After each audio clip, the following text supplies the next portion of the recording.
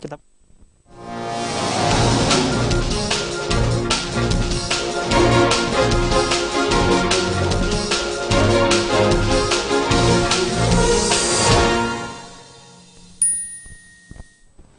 Halo, selamat pagi pemirsa. Bagaimana kabar Anda hari ini? Semoga selalu semangat dan juga sehat terhindar dari COVID-19. Tahun 2020 menjadi tonggak awal bonus demografi Indonesia. Namun, siapa yang menyangka di tahun yang sama pula di tahun 2020, badai menghantam seluruh sendi-sendi ekonomi tidak hanya negara, tapi Indonesia juga ikut dampaknya, tidak hanya di dunia.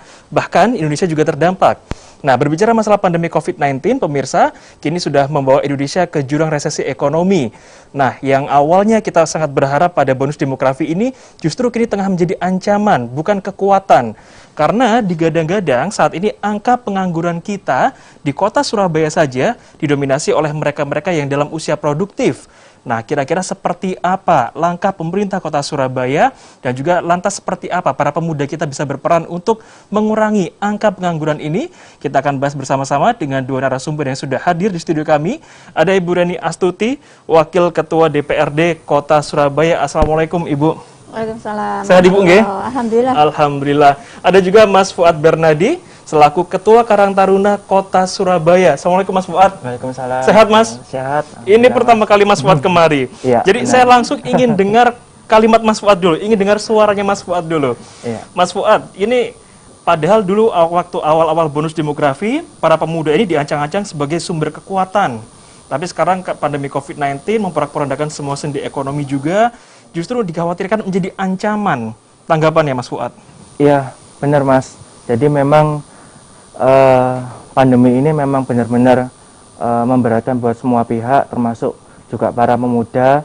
Saya pun itu juga karena memang pelaku usaha itu juga benar-benar terdampak dari pandemi ini, di mana memang yang mungkin dulu, kebetulan saya kan punya usaha restoran dan kafe, itu awalnya dulu mungkin setiap hari omsetnya itu jutaan, ketika pandemi itu per hari itu paling nggak mungkin bisa ratusan ribu atau bahkan puluhan ribu. Iya. Itu. Jadi memang ini tuh pandemi ini benar-benar berdampak kepada seluruh sendi-sendi lapisan masyarakat, terutama pemuda. Ya ini memang nanti ini akan menjadi tugas berat dari pemerintah maupun dari organisasi seperti kami Karang Taruna itu untuk bagaimana supaya bisa memadai para pemuda ini, supaya paling enggak mereka itu bisa bangkit lagi ataupun paling enggak bisa mempunyai kegiatan atau pekerjaan. Oke. Gitu. Nah, Bu Reni, generasi milenial atau generasi Z juga, ini dua generasi yang berbeda, tapi yang sempat dicanangkan sebagai bonus demografi, tapi sekarang menjadi ancaman bencana demografi. Karena terlalu banyak yang menganggur, menjadi beban negara. Apa yang sekarang sedang dipikirkan oleh kawan-kawan anggota Dewan, Ibu? Ya, saat ini DPRD Kota Surabaya bersama dengan pemerintah Kota Surabaya tengah membahas APBD untuk 2022. Ya. Dengan adanya lonjakan kasus COVID ya di sejak 2020 ya, dan kemudian alhamdulillah saat ini kita sudah mengalami penurunan, Ya, dan betul. moga-moga ini nanti tidak ada gelombang baru, maka dalam rancangan APBD Kota Surabaya di 2022 kita kembali dengan optimis membangun kekuatan APBD yang hampir sama dengan ketika sebelum pandemi. Nah, kemudian saya memperhatikan bahwa salah satu menjadi prioritas ya terkait dengan tema pembangunan di 2022 adalah pemulihan ekonomi. Ya, betul. Saya kira ini tidak hanya di Kota Surabaya, tapi juga di daerah-daerah lain, termasuk juga di pusat dan di provinsi, bahwa pemulihan ekonomi itu menjadi prioritas. Nah, tentu kalau kita bicara tentang pemulihan ekonomi, saya sangat berharap pelibatan pada anak-anak muda. Ya. Ini harus dilibatkan secara secara dalam ya, secara luas ya, agar kemudian problem diantaranya adalah kalau kita bicara tentang kota atau tentang daerah, kita ada indikator-indikator kesejahteraan. Salah satunya adalah indikator tentang pengangguran. Ada tingkat pengangguran terbuka di Kota Surabaya. Ini masih data BPS 2020 karena yang 2021 belum keluar. Itu 9,79% itu tingkat pengangguran terbuka kita. Ya. Nah, dari 9,79% itu 5,87 itu adalah usia muda. Usia muda ini usia 15 sampai 24 tahun. Oke. Dari angkatan kerja usia 15 sampai 65. Nah, 15 ke 24-nya ini itu adalah usia muda. Nah, kalau dihitung, saya menghitungnya kemarin 60-an%. 60%. Anak usia muda ini berkontribusi terhadap tingkat pengangguran terbuka di Kota Surabaya. Nah, ini saya kira dashboard yang harus menjadi perhatian bagi pemerintah kota, karena angka dari BPS itu adalah angka makro. Ya, memang dia bukan detail ya, tapi makro. Tapi yang makro ini harus menjadi dashboard. Betul. Bahwa ini rambu-rambu yang harus kita perhatikan untuk kemudian pemerintah kota mengambil langkah-langkah dengan pelibatan ada Karang Taruna, ada komunitas muda, atau mungkin juga banyak akademisi ya yang memberikan perhatian besar untuk kemudian bagaimana kita bisa menurunkan ya dengan semangat pemulihan ekonomi di Kota Surabaya di 2022 nanti. Oke, jadi tingkat pengangguran terbuka kita ada di 9,79% dan 60% diantaranya didominasi anak muda. Tanggapannya Mas Fuad mengetahui data tersebut sebagai salah satu anak muda juga? Iya, itu memang kalau untuk data saya memang kurang paham, Mas. Tapi memang secara garis besar memang benar, Mas. Jadi ketika saya berkunjung ke beberapa wilayah di Kota Surabaya, itu saya mendapatkan bahkan itu yang menganggur itu memang anggota-anggota maupun pengurus dari Karang Taruna. Oke. Begitu. Maka dari itu memang saya akhirnya dan teman-teman juga kita Karang Taruna Kota kita tergerak bagaimana kalau memang kita hanya mengandalkan dari pemerintah kota saja itu juga berat. Begitu.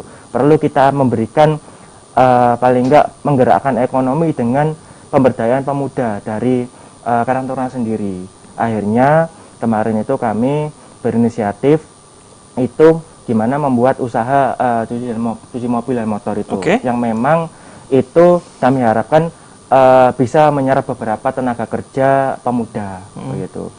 Ya memang kita masih belum bisa bergerak masif karena memang masih terkendala dari lahan karena waktu itu kita kerjasama dengan lahannya pihak swasta, dan memang kami harapkan juga barangkali mungkin bisa dibantu oleh dari pemerintah Kota Surabaya, paling enggak kami bisa mungkin memanfaatkan lah beberapa aset-aset mungkin dari Pemkot yang memang masih nganggur itu untuk pemberdayaan pemuda yang lain. Oke, ya betul. Karena memang saat ini itu kendala ketika mau membuat usaha itu teman-temannya selain mungkin ada modal, adalah tempat gitu. Nah itu kan kebetulan saya lihat itu di beberapa wilayah termasuk yang mungkin kayak tempat-tempat ex-doli itu banyak tempat-tempat aset Pemkot itu yang nganggur gitu. Nah itu kan sebenarnya kan eman kalau memang tidak dimanfaatkan. Barangkali kan mungkin bisa dimanfaatkan untuk ya paling gampang itu untuk usaha seperti warkop atau warung kopi, itu juga bisa.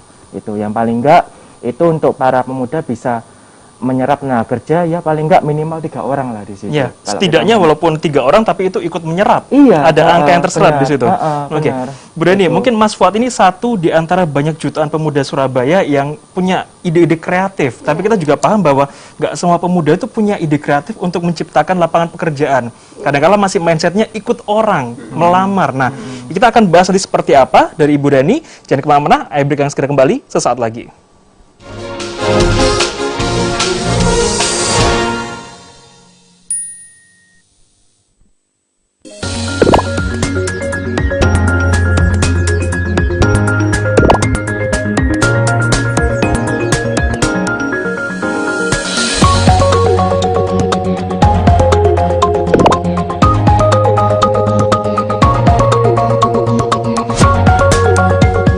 Ini berita ekonomi.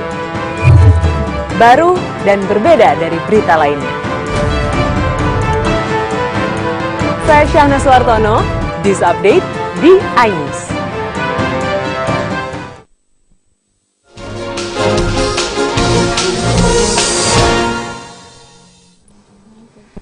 Terima kasih pemirsa, Anda masih bersama kami di iBreak. Tadi sebelum jeda, saya sempat melemparkan pertanyaan kepada Ibu Reni.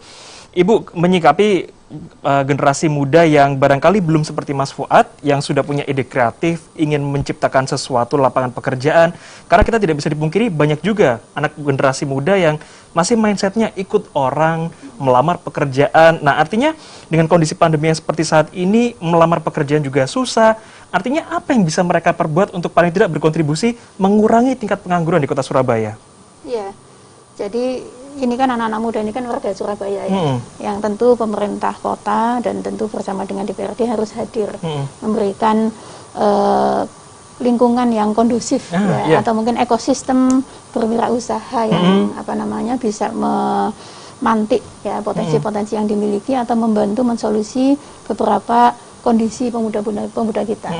Nah, kalau BPS sudah menyampaikan bahwa 9,79% itu adalah tingkat pengangguran terbuka yang ada di kota Surabaya, dan secara fakta tadi Mas Fuad sebagai Ketua Karang Taruna beliau juga turun ya, dan kami di Dewan juga ketika reses, ketika ke kampung-kampung juga menemukan kondisi yang sama. Artinya secara data dan fakta di lapangan ini sama, tidak terlalu timpang begitu. Nah, oleh karena itu pemerintah kota harus segera ya melakukan penelusuran untuk mengambil langkah-langkah cepat.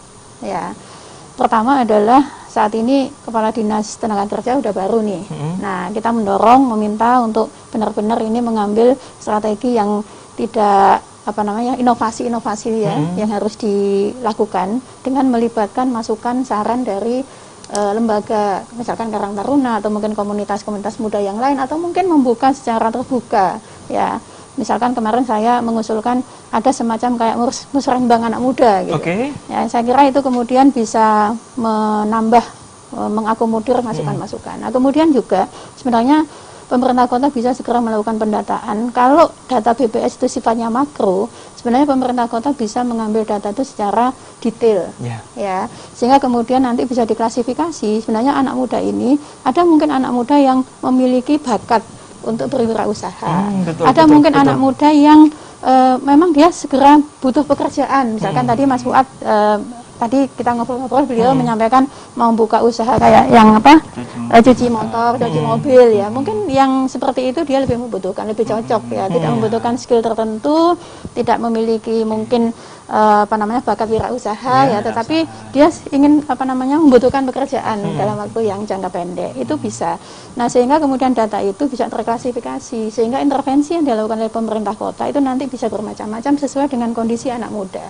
Ada yang mungkin dia punya bakat tetapi dia tidak punya tempat. Nah, tadi itu pemberdayaan aset gitu. Jadi semua segmen anak muda ini dengan berbagai itu diidentifikasi ya, kemudian klasterisasinya ada, kemudian intervensinya apa, seperti itu. Sehingga ada yang model kayak Mas Fuad yang mungkin sudah punya bakat, ada mungkin yang apa namanya masih dia ingin ya, tetapi kemudian belum apa namanya belum terasah ya, itu mungkin nanti ada pendampingan, ada pelatihan, ada mungkin yang sudah punya tapi kemudian ada kesulitan akses permodalan. Nah, ini disentuh lagi dengan kemarin kita juga ada tim percepatan akses keuangan daerah ya, ini juga bisa dimasukkan seperti itu. Jadi ini sehingga kemudian semuanya tersentuh. Nah, ketika kemudian anak muda ini kita bisa solusi ya, maka saya yakin nanti akan menurun ya, dan ini momennya tepat di momen pemulihan ekonomi di Kota Surabaya. Betul. Jadi data BPS tadi tidak hanya sekedar data, tapi ditindaklanjuti lebih detail lagi untuk mencari solusi yang tepat. Mas Fuad, kalau berbicara masalah ekosistem wirausaha di Kota Surabaya ini, menurut Anda apakah sudah sangat baik atau perlu dilatih lagi atau seperti apa, Mas? Iya, jadi kalau ngomong untuk ekosistem itu sebetulnya pada saat sebelum pandemi itu sebenarnya ekonomi Surabaya itu sudah termasuk yang melonjak dengan tinggi gitu. Kita bisa tandai ya paling enggak dengan gampang itu mulai banyak bangunan-bangunan properti, mungkin apartemen maupun rumahan itu yang dimana berarti memang secara ekonomi sudah bagus. Cuman memang karena pandemi ini benar-benar ya meluluhlantarkan lah semua sendi-sendi perekonomian. Jadi memang industri yang padat karya maupun industri yang mungkin UMKM itu semua juga terkena dampaknya begitu. Jadi memang ya perlu ada support atau stimulus dari pemerintah Kota Surabaya ini paling enggak untuk bisa mengembalikan lagi lah untuk ekonomi ini supaya bisa seperti normal, seperti sedia kala. Karena memang yang terdampak itu masyarakat yang menengah ke bawah itu saat ini itu memang karena memang saat ini itu kesulitan untuk mencari pekerjaan benar-benar tinggi. Saya merasakan itu ketika perusahaan saya itu ketika membuka 1 atau 2 lowongan pekerjaan itu yang daftar itu enggak puluhan, bahkan ratusan, pernah kalau saya sampai ribuan. Yang butuh cuma 1-2. Yang butuh cuma 1-2 orang saya padahal. Itu. Iya, iya. Nah itu kan dari situ kan saya sudah paling nggak mengetahui bahwa ternyata memang kebutuhan masyarakat Kota Surabaya itu untuk pekerjaan itu sangat tinggi. Begitu. Oke. Nah, Bu Reni, kalau dulu kita sebelum pandemi mengenal untuk membantu warga Surabaya yang masih menganggur dengan ada job fair atau lain sebagainya, mulai seperti itu. Tapi mengingat saat ini juga banyak perusahaan yang mereka harus gulung tikar atau masa sulit juga karena pandemi. Nah, akhirnya sekarang kira-kira langkah apa yang bisa dilakukan Pemkot untuk ya menjembatani para pemuda yang sedang menganggur ini untuk punya aktivitas ekonomi, Bu? Iya, iya, iya. Memang kondisinya seperti itu. Kalau kita lihat tingkat pengangguran terbuka di tahun-tahun sebelumnya, trennya itu menurun. Iya, iya. Kita di 2018 itu TPT kita itu 6,12. Kemudian di 2019 kita ini di 5,47 ketika zamannya periode sebelumnya ya. Memang sebelum pandemi turun. Nah, kemudian di 2020 ada pandemi, ya ini data di September 2020 itu naik tadi yang saya bilang 9,79. Ini kita belum masuk di 2021. Bisa jadi kemudian juga ada kenaikan. Nah, oleh karena itu kemudian bagaimana kita mengatasi kondisi yang seperti ini ya. Sebenarnya pemerintah kota kemarin memang saya mendorong pemerintah kota banyak strategi yang harus dilakukan. Ini mumpung lagi pembahasan APBD, kita sangat berharap kepala dinas yang sudah ditunjuk oleh wali kota ya bersama juga dengan dinas-dinas terkait lainnya itu benar-benar memberikan perhatian yang besar terhadap program-program kepemudaan atau program pengentasan pengangguran. Kemarin misalkan pemerintah kota merencanakan ada 1.000 startup. Dan akan menjadikan Surabaya sebagai kota startup. Nah, ini pun harus roadmap-nya harus jelas, harus kemudian pentahapannya seperti apa. Dia akan menyelesaikan berapa pengangguran, jadi itu harus terukur. Betul. Nah, kemudian kalau sudah jelas seperti itu, dia bisa memantik atau bisa menggerakkan berapa UMKM, gitu. Itu sampai harus jelas detail seperti itu. Kemudian akses ini untuk siapa? Nah, sampaikan kemudian ke warga kota Surabaya, kepada anak-anak muda yang di berbagai komunitas atau lembaga-lembaga kepemudaan, ya untuk kemudian bisa memanfaatkan program-program yang ada di pemerintah kota. Itu untuk misalkan startup. Tapi ada cara-cara yang lain tadi, pemanfaatan aset, misalkan yang tadi disampaikan Mas Fuad. Atau kemudian ada mungkin yang masih membutuhkan pelatihan, atau yang masih membutuhkan pendampingan, seperti itu. Nah, kemudian selama ini kan kita juga sering mengatakan UMKM sebagai pilar ekonomi. Ya, dan saya sepakat juga bahwa UMKM adalah pilar ekonomi Surabaya, pilar ekonomi daerah. Angka investasi yang ada di kota Surabaya di masa 2021 ini, kalau tidak salah kemarin kita dapat data dari pemerintah kota itu sekitar 17 triliun. Itu kontribusi dari UMKM itu sangat besar. Karena industri-industri besar yang tadi kayak infrastruktur atau mungkin apartemen dan sebagainya kan agak macet ya Mas ya. Tetapi UMKM ini kan masih berjalan. Nah, oleh karena itu UMKM yang ada di kota Surabaya ini pun harus terus dilakukan penguatan, ya, pendampingan, dan harus bisa naik kelas. Dan harapannya seperti itu. Nah, kemarin pemerintah kota menyampaikan ada usaha mikro sekitar 35.000 di kota Surabaya. Nah, 35.000 usaha mikro di kota Surabaya, itu yang anak mudanya ada berapa? Nah harus detail lagi. Jadi harus detail lagi. Betul. Memang kita mengambil sebuah strategi program, ya, kita manfaatkan betul APBD Kota Surabaya yang 10,1 triliun yang nantinya akan ditetapkan, itu memang benar-benar paket hemat gitu. Paket hemat itu jadi kemudian hasilnya itu maksimal Oke, baik pemirsa, jangan kemana-mana, kami akan segera kembali usai jeda berikut.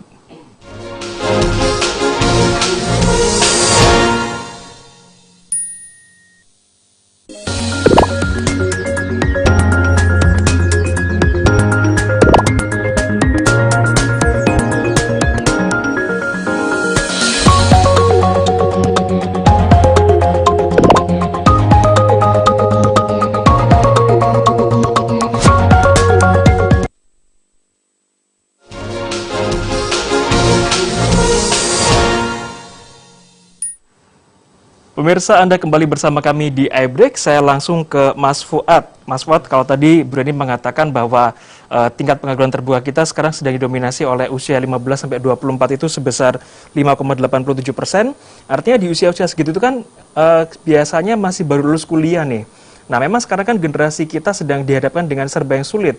Lulus kuliah, kalau kita nggak punya skill untuk menciptakan usaha, pasti otomatis harus ikut orang dulu. Nah, sementara data dari Asosiasi Pengusaha Indonesia ini 50% dari 30 juta UMKM terancam bangkrut karena pandemi. 1.000 perusahaan sudah mengajukan diri ke penundaan kewajiban pembayaran utang dan terancam bangkrut juga. Nah, artinya serba sulit nih. Kita mau melamar susah, mau menciptakan belum ada ide. Nah, tapi secara pribadi apa yang bisa kita lakukan, Mas? Iya, jadi paling enggak kalau dari kami Karang Taruna, kami usahakan paling enggak kita menciptakan ekosistem usaha sendiri ya. Seperti tadi itu, usaha kita cuci mobil dan motor, kemudian ada salah satu anggota Karang Taruna Kaya itu juga dia membuka namanya itu Kampung Jahit. Gitu. Kampung Jahit, oke. Iya, jadi nanti itu dia akan menyerap beberapa tenaga kerja, termasuk nanti kalau misalnya para pemuda yang pengen jadi penjahit, itu bisa nanti di sana. Sistemnya nanti kerjasama gitu. Terus juga ada teman-teman yang lain itu usahanya itu pemanfaatan barang-barang limbah-limbah yang nggak dipakai, jadi kayak minyak jelantah itu sama teman-teman itu nanti diambili terus dijual ataupun diolah lagi begitu. Nah itu kami dari Karang Taruna, karena memang kalau hanya mengandalkan dari pemerintah kota saja itu tidak cukup, tidak bisa untuk menyerap banyak tenaga para pemuda ini yang nganggur. Maka dari itu kami berusaha untuk membuat suatu ekosistem usaha sendiri. Cuman memang kadang kita terkendala dengan lahan itu. Jadi kadang itu kita ibaratnya kalau membuat suatu ekosistem usaha, kita pastikan selain dari modal, kita juga butuh lahan. Tempat. Karena memang banyak juga teman-teman Karang Taruna itu ya tidak punya lahan gitu. Akhirnya kadang itu melihat banyak menyampaikan ke saya, Mas itu ada ya lahannya Pemkot itu nganggur gitu, gimana kalau kita pakai gitu. Maka itu kemarin pada waktu audiensi dengan Pak Wali kami sampaikan. Terus memang jawaban dari Pak Wali pada waktu itu akan diatur oleh Pemkot. Ya saya belum tahu realisasinya itu jadi kapan gitu. Oke. Baik, pengelolaan aset supaya lebih optimal lagi daripada nganggur, bisa nanti dipinjamkan ke anak-anak muda Kota Surabaya supaya difungsikan hingga bernilai ekonomi dan juga menyerap pengangguran di Kota Surabaya. Terakhir, Ibu Reni, apa yang ingin disampaikan jenengan kepada pemirsa Kota Surabaya khususnya baik generasi milenial maupun Gen Z yang saat ini masih menganggur, tapi jangan cuma berpangku sama pemerintah, harus punya inisiatif juga, Bu. Ya, yang pertama tentu kita mesti optimis ya, bahwa kita bisa melalui ini dan kondisi akan membaik. Itu setidaknya sebuah energi positif yang harus kita miliki. Nah, adapun terkait dengan solusi perbaikan, memang kalau kita bicara tentang TPT, itu kita harus menyelesaikannya mulai dari hulu, ya, sampai kemudian kondisi yang sekarang. Bahwa kemudian usia 15-24 itu adalah mereka yang baru lulus SMA, SMK, atau yang mereka yang lulus kuliah, gitu ya. Setidaknya memang pemerintah kota juga perlu melakukan koordinasi dengan pemerintah provinsi, utamanya dengan sekolah-sekolah SMA, SMK, gitu. Supaya kemudian ada link match ya. Jangan sampai kemudian sampai saat ini kita masih mismatch gitu antara berapa sih dari lulusan SMK anak Surabaya yang kemudian lulus dia mendapatkan pekerjaan sesuai dengan skillnya dan berapa yang kemudian belum. Nah, kalau mereka yang SMA sebagian besar kan mereka mungkin kuliah ya, mereka masih masih ada aktivitas gitu ya, tapi mereka yang mungkin tidak bisa kuliah, tidak bisa melanjutkan, ini kemudian perlu mendapatkan perhatian untuk kemudian apakah pemerintah kota membuka akses untuk kemudian memfasilitasi mereka, baik itu pada sisi pelatihan atau kemudian kesempatan kerja melalui tadi itu misalkan ada job fair dan sebagainya, seperti itu. Nah, kemudian yang kondisi yang saat ini ya untuk mereka yang misalkan sudah lulus kuliah gitu ya, ini nanti intervensinya seperti apa?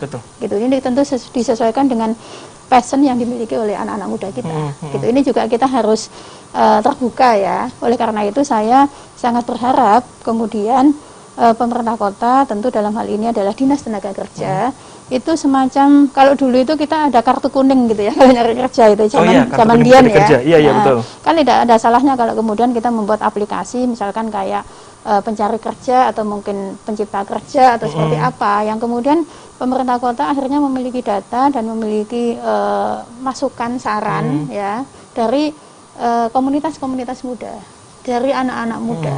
Gitu, seperti itu. Nah, kemudian terkait dengan pemanfaatan APBD, tentu kita sangat berharap mendorong untuk memberikan perhatian kepada anak muda terkait dengan pemanfaatan aset. Saya sepakat tadi yang disampaikan sama Mas Fuad, karena memang aset yang diam ya dan tidak produktif itu eman-eman. Betul. Apalagi kalau kemudian itu adalah aset-aset yang sifatnya bangunan gitu.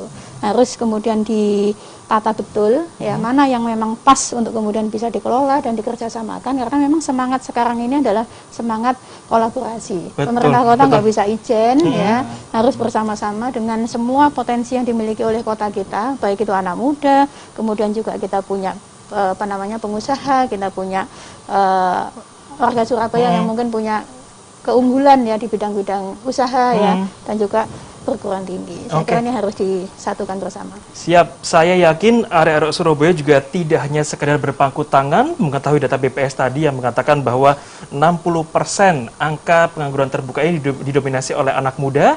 Jadi selain mengharapkan atensi dari pemerintah, juga harus punya inisiatif untuk membangun iklim usaha ekosistem yang lebih kondusif lagi di kota Surabaya. Terima kasih Ibu Reni. Mas Fuad, terima kasih. Sama-sama, Mas. Bisa kembali lagi nanti ke sini Mas Fuad ya. Harus sering-sering ke sini biar anak mudanya terinspirasi juga yang lain.